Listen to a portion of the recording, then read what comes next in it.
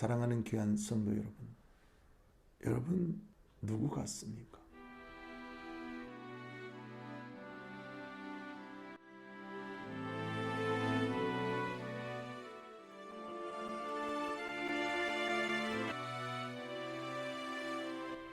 우리가 이 마태복음 2장은 12월 달 특히 크리스마스 때 많이 듣는 설교 중에 한 말씀입니다. 동방의 박사들이 별을 보고 그리스도를 찾아, 즉 유대인의 왕을 찾아 지금의 이라크 지역에서 별을 보고 그리스도를 찾아온 천문학자인 것 같습니다. 아마 이 사람들은 다니엘의 영향을 받은 동방의 박사들인 것 같습니다.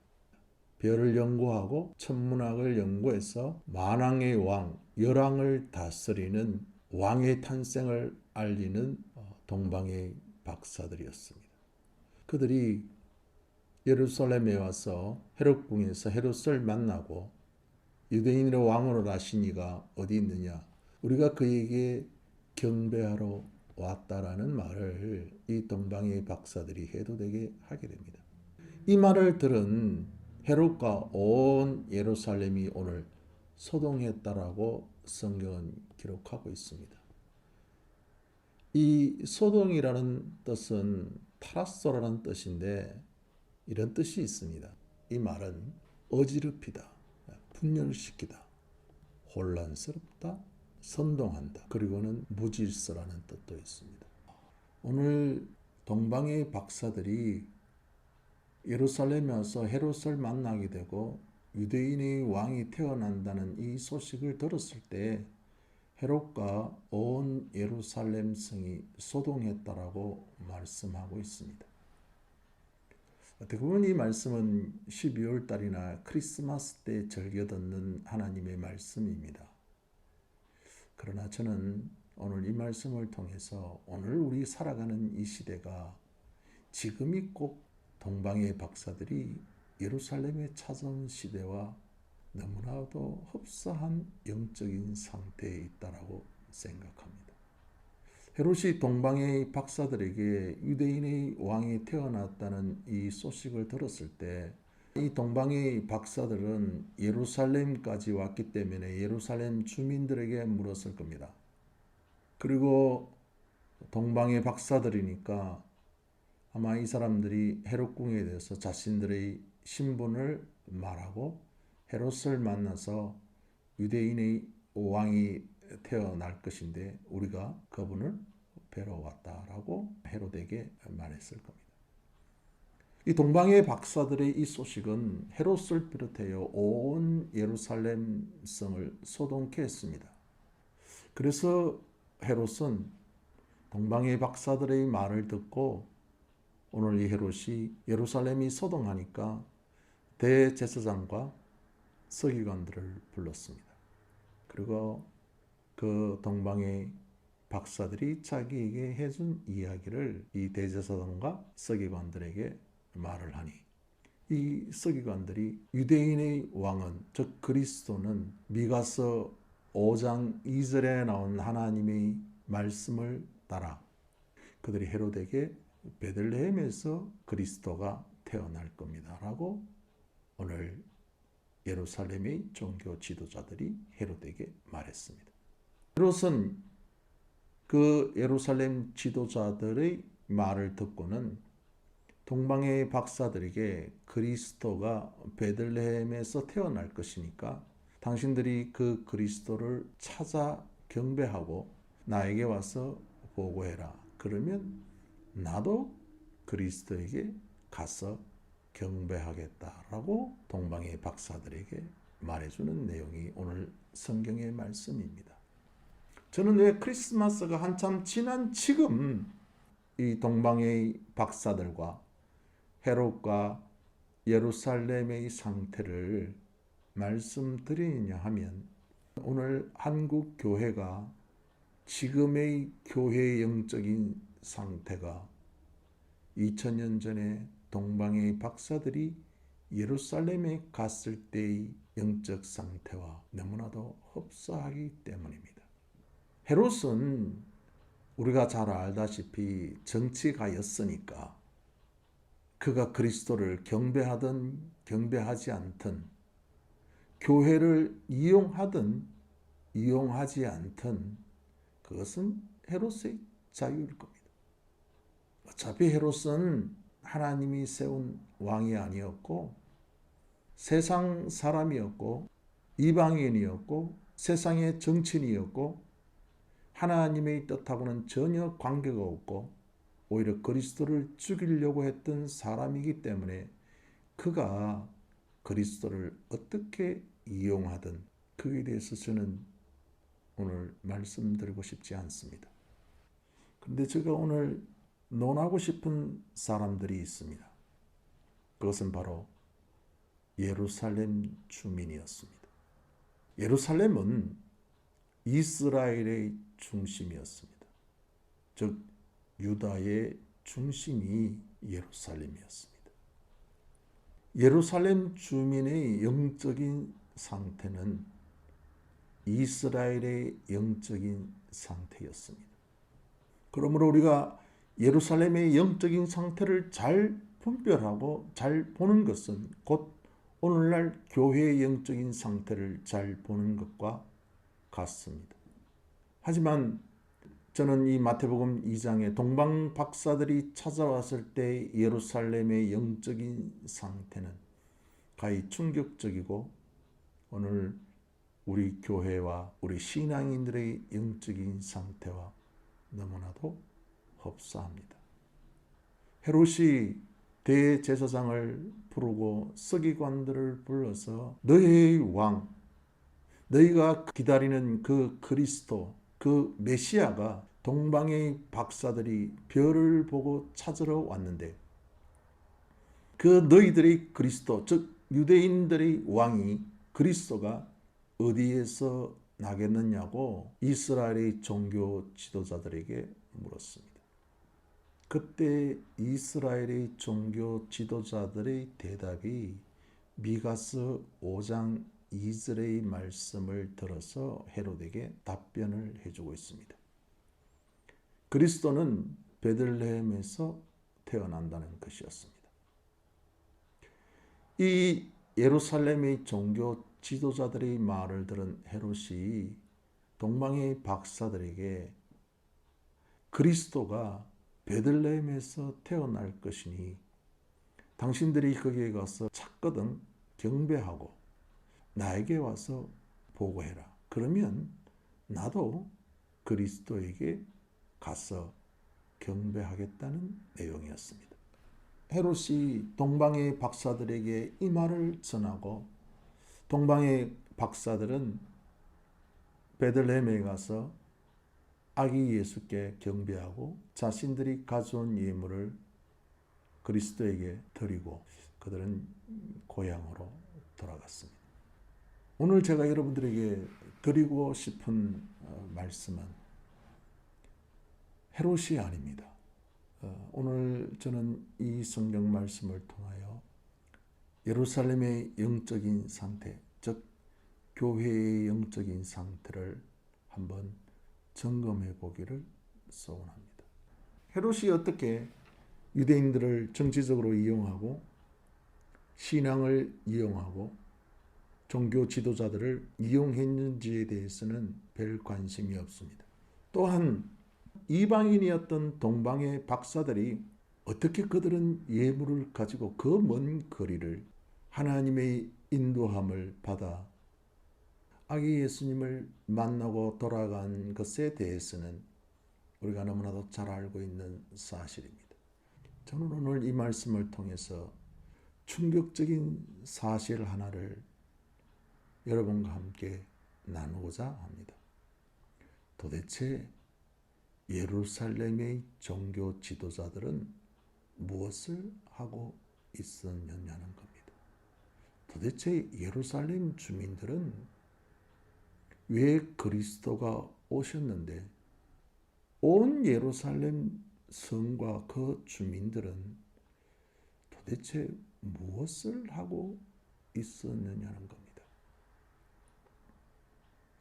오늘 동방의 박사들이 예루살렘에 와서 유대인의 왕, 열방을 다스릴 그리스도가 구원자 메시아가 왔다는 소식을 듣고 온 예루살렘에 소동했지 않습니까?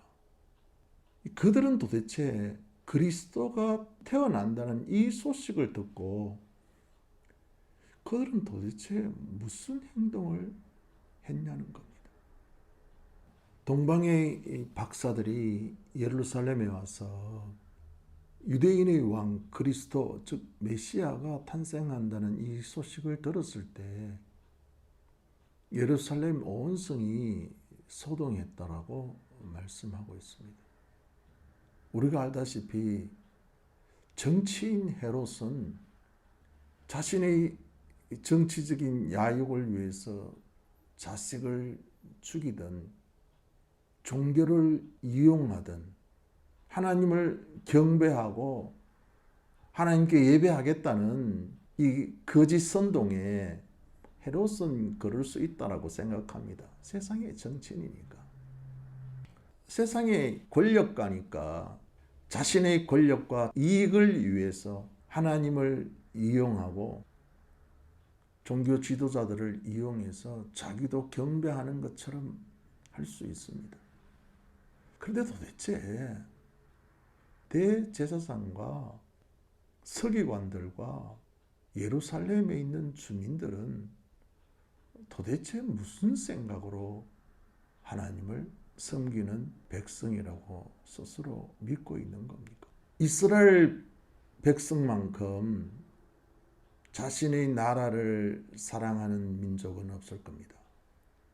그들이 나라의 부흥과 자유와 이스라엘 나라를 세우기 위해서는 전쟁도 불사하는 민족이었습니다. 그리고 그 큰 로마 제국하고도 싸우는 민족이었습니다. 그러니 나라를 얼마나 사랑하는 민족입니까? 그들의 신앙이라는 것은 목숨을 내어놓을 정도로 하나님을 섬긴다고 그들의 열심은 대단한 민족이었습니다. 하루에 3번씩 5번씩 시간을 정하고 기도하고 일주일에 2번 이상 금식 기도하고 그들의 신앙의 열심은 오늘 우리가 도저히 따라갈 수 없는 신앙의 열심일 겁니다. 그렇지 않습니까? 그거는 누구도 부인하지 못할 겁니다. 그들이 나라를 사랑하는 그 열심 말입니다. 그 열심은 탁월한 열심이었습니다. 그리고 그들이 하나님 앞에 얼마나 존귀한 자인지 그들은 선민사상으로 가득 차 있었습니다. 자신은 옳고 다른 사람은 틀리다는 겁니다. 자신이 의를 내세우는 그들의 선민사상 말입니다. 하지만 그들이 그리스도가 어디에서 태어날 것이냐는 것을 헤롯이 물었을 때 그들은 미가서 5장 2절을 가지고 그리스도가 베들레헴에 태어날 것을 하나님이 약속하신 그 예언을 정확하게 맞추었습니다. 놀라운 사실은 그들이 동방에서 박사들이 유대인의 왕이 태어난다는 소리를 듣고 헤롯이 그들에게 물었을 때 그들이 베들레헴에 그리스도가 태어난다는 소식을 헤롯에게 하고 헤롯은 그 말을 듣고 박사들에게 베들레헴에 찾아가서 그리스도를 경배해라고 헤롯이 동방의 박사들에게 말했습니다. 놀라운 사실은 동방의 박사들은 베들레헴에 가서 아기 예수를 만나고 경배했는데 진작 그리스도가 베들레헴에 태어날 것이라고 말했던 대제사장이나 서기관이나 예루살렘에 있는 사람들은 왜 아무도 그리스도에게 경배하는 사람이 없었을까요? 자신들이 그리스도를 정말 기다리고 자신들이 정말 하나님의 말씀을 그렇게 잘 알아서 그리스도가 베들레헴에 태어날 것이라는 것을 그들이 하나님의 언약인 줄 믿고 있었다면 그들은 누구보다 먼저 그리스도를 만나러 갔어야 되지 않습니까?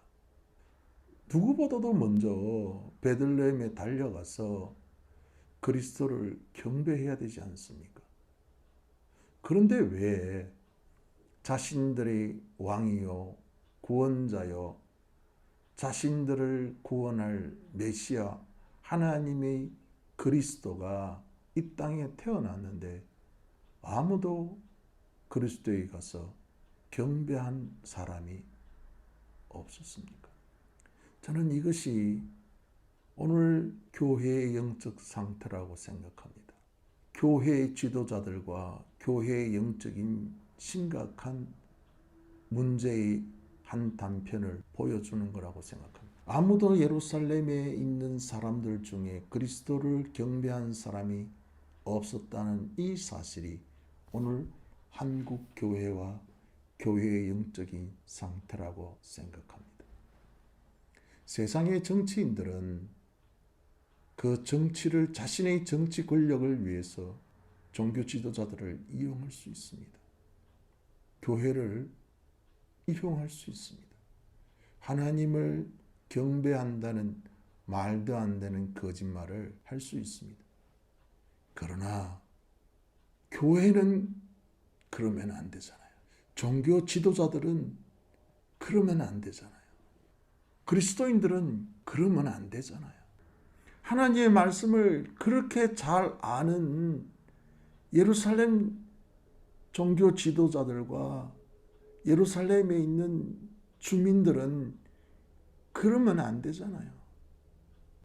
왜 그렇게 열심히 있는 유대인들이 왜 그렇게 스스로 선민이라고 스스로 어렵다고 믿었던 왜 그렇게 스스로 옳다라고 생각하고 하나님 말씀을 그렇게 잘 아는 그 예루살렘 사람들이 왜 아무도 그리스도를 경배하러 간 사람이 없었을까요? 그것은 그 마음에 그리스도를 향한 마음이 없었기 때문에 애초에 그들은 예수 그리스도에게 경배할 마음이 없었던 겁니다. 그 마음에 예수님을 찾는 마음이 그들 속에 없었습니다. 그들은 요란할 뿐이었습니다. 그들은 하나님의 말씀이 이렇다고 소리칠 뿐이었습니다. 그들은 타라소처럼 혼돈하고 무질서하고 분리하고 어지럽히고 선동하는 예루살렘 사람들이었습니다. 저는 베들레헴에 찾아간 사람들을 봅니다. 동방의 박사들이 그리스도를 만났습니다. 그들은 귀한 예물을 그리스도에게 드렸습니다. 우리가 잘 아는 황금과 몰약과 유황 말입니다. 그런데요, 그들이 그리스도를 만나고 자신들이 얼마나 귀한 예물을 드렸다는 자랑이 없습니다.